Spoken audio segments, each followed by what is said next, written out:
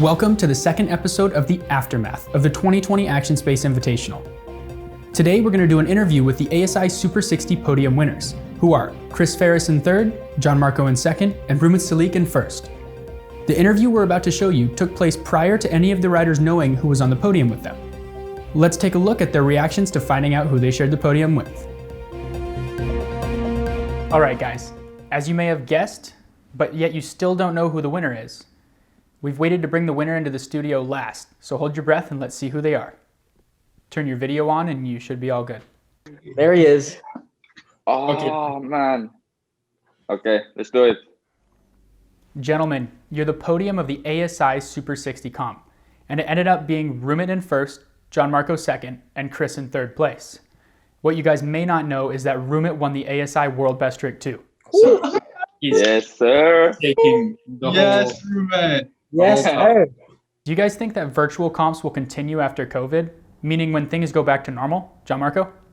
I feel it could definitely be possible, but to grow the sport the way we need it, it's tough because I feel like the contests needs a crowd. You need the hype there, and being virtual, it's just weird by yourself, man. Especially how I did it. I competed by myself, pitch silent, just with my filmer Anthony and JoJo and Ryan, and that's it. But yeah. I could see it working out, but it would just be weird. Chris, what do you think about that? I think it's great. I mean, Dissidents has shown us in the past that virtual contests actually do really well. And not only that, but it actually hits like a whole totally different demographic, which is super important. I'm super curious just first of all to see how, our side of it, the park side of it, the transition side of it takes a virtual contest. I think that it could potentially open doors to not just a long-term virtual contest, but maybe other ideas. And I've already heard talk of like not just more virtual contests, but different ideas going along with it. So I think you guys might have actually opened a door that could lead to some really cool stuff. So yes, absolutely. Rumit, what's your take? Yeah, I think it's sick. Like it has two sides of it. I agree with Sean. Like you definitely need a crowd to throw bigger tricks and stuff.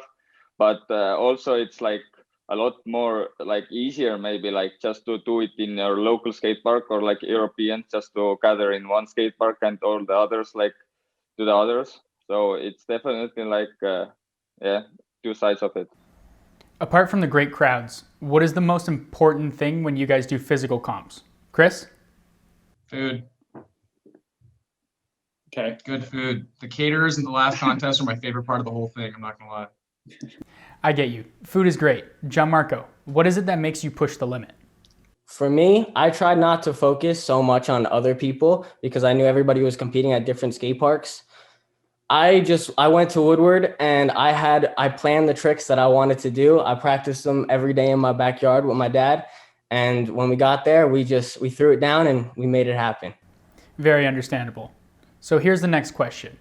What is the most important in virtual comps, or what was going on in your mind competing in last year's ACTION SPACE Invitational, Chris?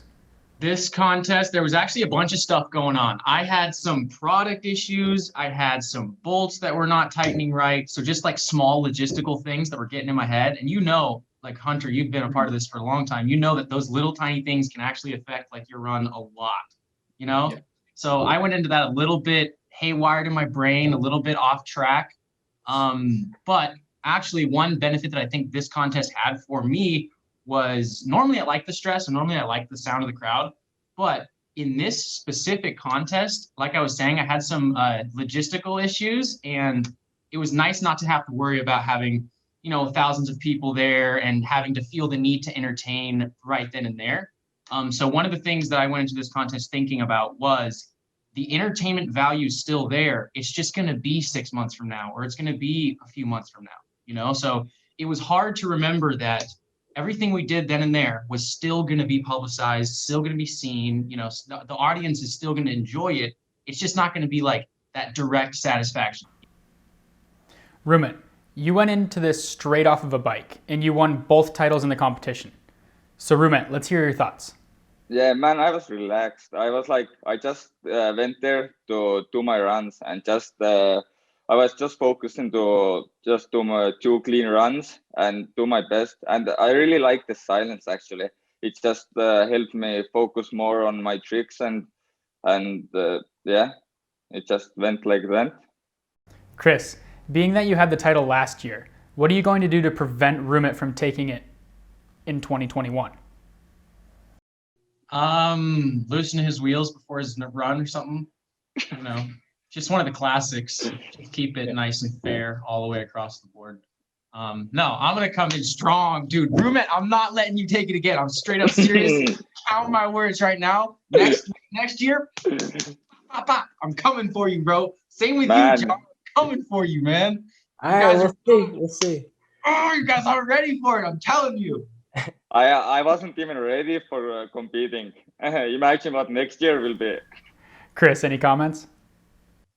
These guys are working, and I know I'm working, so I know what 2021 is going to be just bigger and better than 2020. Gianmarco, how are you going to prepare for next year's comp? I'm just gonna keep doing what I've been doing. I'm gonna keep practicing in my backyard. Hopefully the pandemic goes away and we could all group up together and ride together and compete together.